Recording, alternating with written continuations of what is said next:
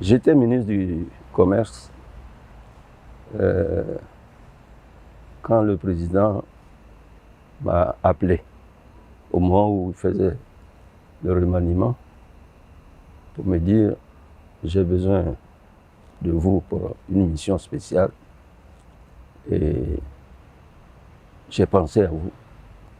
De votre projet, je pense que c'est bon de rappeler tout cela pour mieux saisir la portée des relations entre un grand pays, la Chine, j'ai failli dire qui est devenu un grand pays, et puis la Côte d'Ivoire, tout petit pays d'Afrique. Bon, je pense qu'il faut tenir compte de ce que nous-mêmes nous voulons, nous Ivoiriens. Aujourd'hui, le gouvernement appuie essentiellement l'effort du secteur privé pour aider au développement. C'est-à-dire qu'on préfère que des opérateurs économiques, surtout les jeunes, s'engagent dans des projets importants pour que le pays en tire un bénéfice, plutôt que l'État prenne ses ressources pour mettre dans ses projets.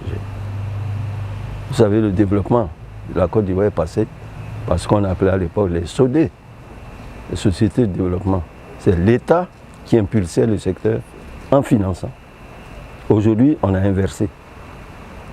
C'est le secteur privé qui doit récupérer les projets et financer, avec bien sûr un apport du gouvernement, mais vraiment marginal. Et quand on dit le secteur privé, c'est le secteur privé ivoirien, le secteur privé chinois, le secteur privé américain, etc. Donc là, la foire est bien indiquée pour que tous ces jeunes entrepreneurs viennent voir ce qui est faisable. Parce qu'on peut même investir en Chine, vous savez. Aujourd'hui, les Chinois ils boivent du café, ils boivent du cacao, mais nous on a tenté des opérations quand on était là-bas. C'était difficile à l'époque. On a été bloqué parce que personne ne voulait que les équipements occidentaux aillent financer une opération en Chine au bénéfice d'un pays comme la Côte d'Ivoire. Mais aujourd'hui, on n'a plus besoin d'aller demander. On trouve tout sur le marché, vous-même qui êtes là, vous êtes au courant. Donc, on a besoin de ça, de ces jeunes qui peuvent investir ici comme là-bas.